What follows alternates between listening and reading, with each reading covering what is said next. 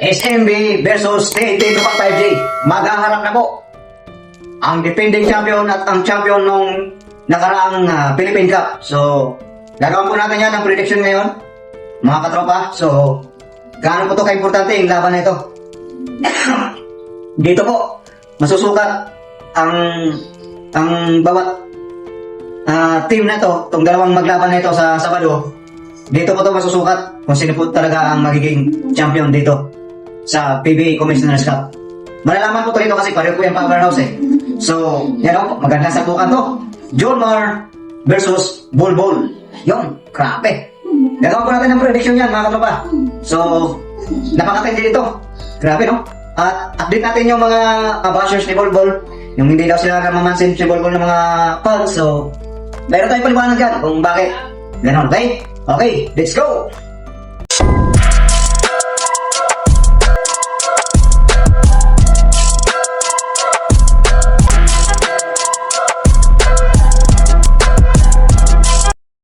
Okay, what's up mga tropa? Woo!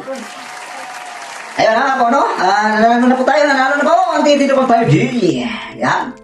Nakaisang panalo na po ang TNT Tropang 5G versus Index. Yan. Si Bulbul po ay nagtala po ng 40 points and 15 rebound and 1 assist. Ano natin?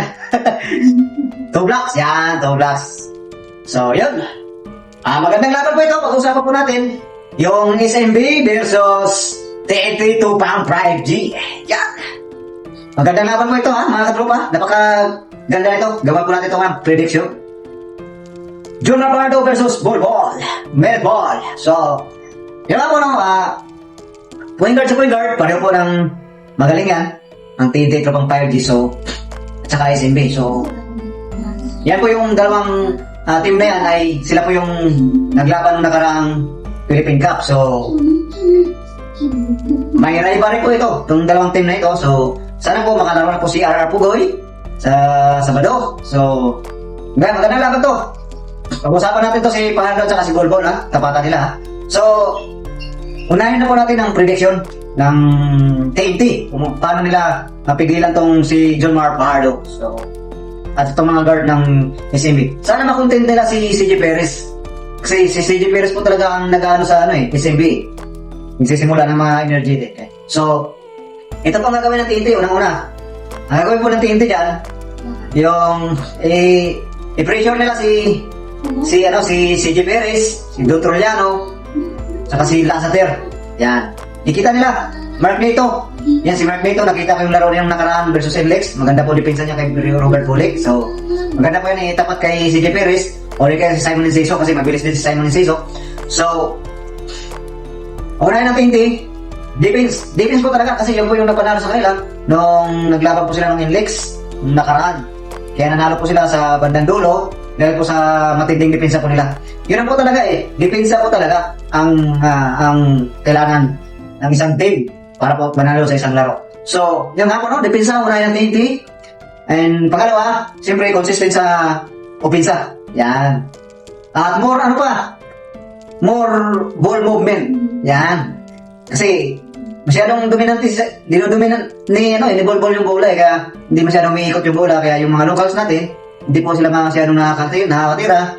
Kaya masyadong predictable ang laro kasi natututukan si ball ng mga guard, ng mga bantay. Kaya pagka ganon, tinipira kagad ni ball, so paano ka na lang, malas. So, dapat, ang gagawin ng TNT, unselfish lagi.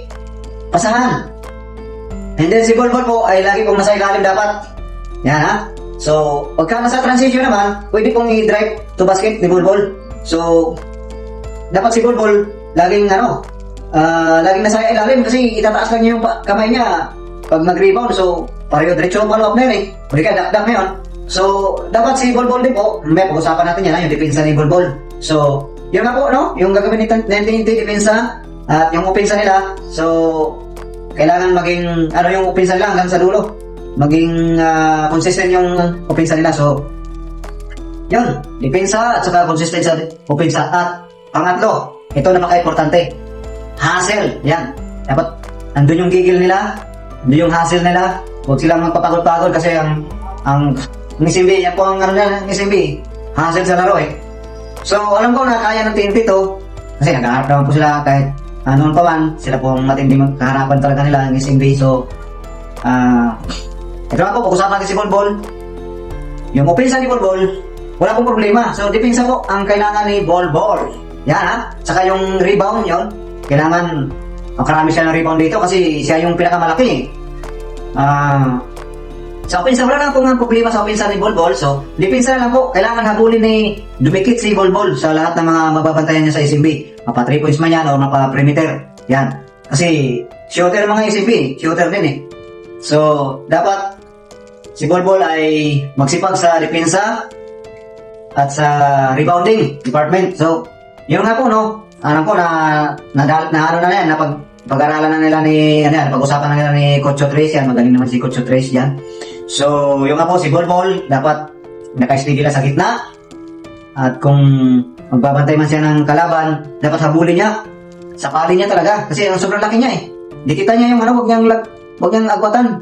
Huwag niyang bigyan ng huwag niyang bigyan ng allowance yung tinira ng basket kasi dapat si Bolbol habulin niya yung kalaban para mabutatan niya lagi. So, ito naman si Junmar. Grabe, magandang tapatan to. Si Junmar at saka si Bolbol, no?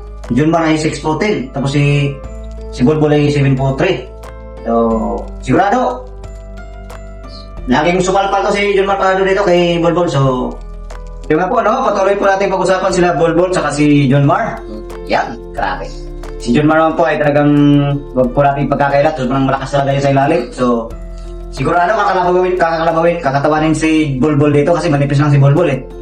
So, ang gagawin dapat ni Bolbol dyan, atras-atrasan lang niya si Junmar, tapos hintayin lang niyang tumira, tapos sa kanya angatan.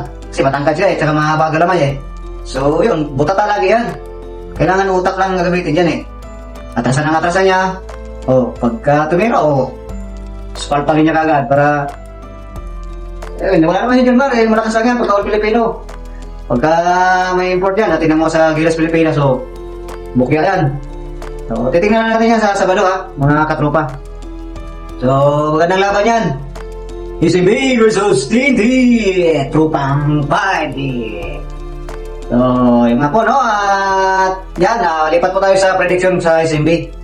Ang gagawin naman po ng SMB ay kailangan din po nila magdepensa kasi alam naman natin, ang TNT ay pagka pumatok sa 3 ay mahirap pong pigilan. Yan. Like of Dana, Aral Pugoy. Nandyan pa si The Blur. Bumalik na si The Blur. Saka si Jordan Hiddink ng Batak. Simon Inciso. So, magandang laban to. Kailangan matinding depensa din gagamitin ng San Miguel dito kasi delikado sila sa Token Tex. Alam naman yan na pareho ng coach yan kasi laban sila sa lagi sa finals eh. So, magandang laban to. Masasakyan natin dito. Kung sino man nanalo dito natin malalaman kung pwedeng umakyat sa finals kung sino man nanalo dito. So, kasi parehong super team yan eh. Yan. So, opinsa, kailangan opinsa ng SMB ay hindi pa lamya-lamya. Kasi, yung import ng TNT po, si Bolbol ay scoring machine po yan. At saka, mabilis po yan. Kahit matangkad kahit si reporter yan, sobrang bilis ni Bolbol. Saka, parang point guard ang galaw. Grabe. Kaya si Junmar, pagka ang gagawin ng TNT dyan, sigurado, yan, hintayin nila maging si Junmar mapunta sa bantay ni Bolbol kasi yun lang yan eh. Magiging take advantage niya yan ni Bolbol pag si Junmar nakaharap niya. Kasi iwanan lang ni Bolbol yan si Junmar. So, yun. Laki ang shot mo. Madaling basketball yan para kay Bolbol. So, grabe. Speak ko dito si Bolbol, magiging 50 points yan. Versus SMB. 50 points. 20 rebound and 6 blocks. Yan. Sigurado. Yan yung prediction ko kay Bolbol. So, yan.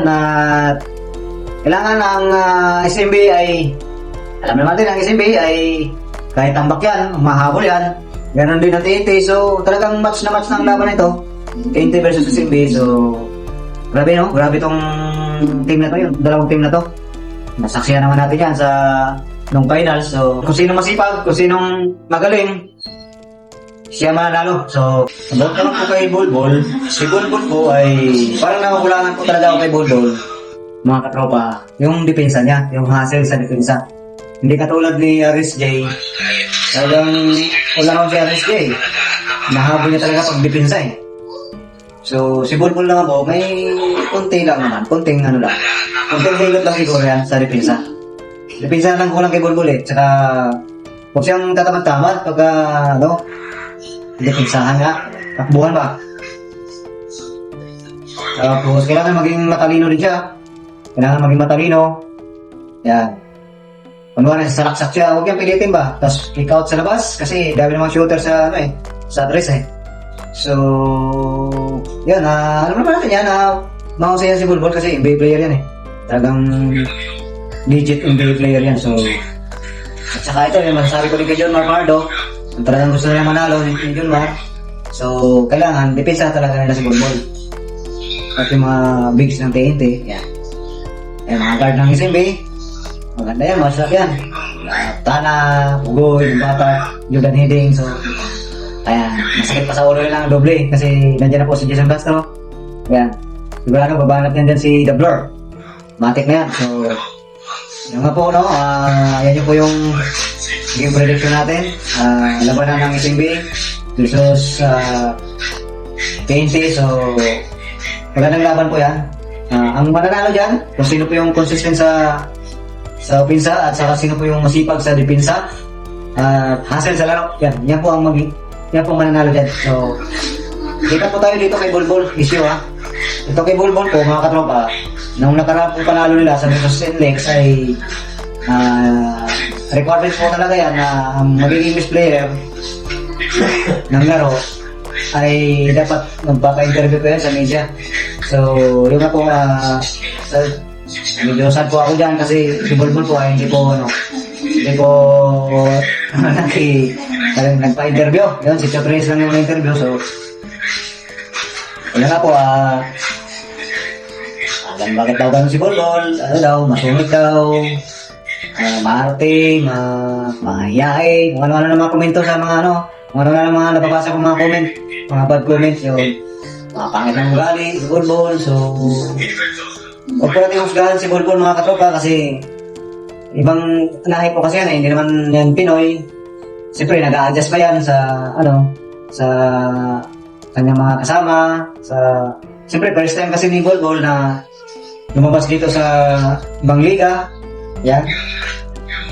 First time po ni Bulbul na maglaro sa overseas. Yan. So, siyempre, mag-a-adjust po yan.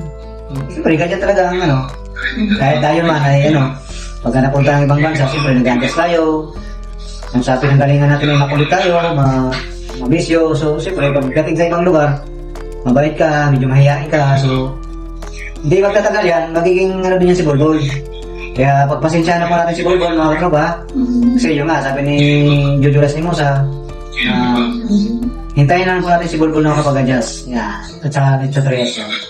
So, pero, binigyan na po sila ng memo ni Kumi. Pinadala na po ng memo. Nakasulat sa papel doon na requirements po talaga na ma-interview. Magpa-interview ang isang player pag naging best player of the game sa isang laro pag nanalo. So, buti na lang, hindi nagkaroon ng penalty si Bulbul, bigyan ng multa. So, salamat din tayo. So, hindi na natin si Bulbul kasi parang lang si RSG yan dati. Dati kasi hindi rin napapa-interview yan si Jefferson. So, malaunan, mga ilang buwan, ilang linggo, yun, mabait pala si Rudy Horace Jefferson, si Jeff Handed, Kobe Bryant. So, ayan, hayaan na natin yung mga media, hayaan na natin yung mga inggit kay Bulbul, mga katropa. Huwag na natin sila pansinin kasi supportahan natin kung ano may effort na yan. Ang TNT ngayon, supportahan natin si Bulbul kasi may ilalabas pa yan si Bulbul na husay. So, hintayin natin yung mawala yung hiya ni Bulbul, nagiging makapal na mukha niya. So, TFT mo si yung mga hindi lang nila nakita sa personal. Tingnan mo nga, may lalagay ako dyan, si Mika Reyes, nakipag-picture kay Mika Reyes. At sa bata, ayan, masaya si Bulbul, yung bata, karga-karga niya. Nakagiting naman si Bulbul dyan. So, pati yung, yung talks ba yun? talks question ba yun? Na may tatanong sa bawat player. So, nakangiti naman si Bulbul. So, ma-adapt din yan ni Bulbul kung anong yung culture natin dito sa Pilipinas. So, yan. Yun lang ang ating paliwanag about sa issue ni Bulbul. So, yung nga pala, yung napanood ko yung parang grabe naman yung fans na yun. Binatukan si Bulbul paglabas. Ewan ko kung sino nakapanood doon. Binatukan sa ulo ni Bulbul. Napalingon bigla si Bulbul. So, yan, panoorin nyo guys. Binatukan si Bulbul nun. So, yun ako ang ating video po tuloy. Ayun. Maraming salamat sa inyong panonood. And God bless all. Kung hindi pa rin nakapag-subscribe, subscribe na po sa ating YouTube channel, Banjo Vlog TV. Maraming salamat. God bless all. Bye-bye.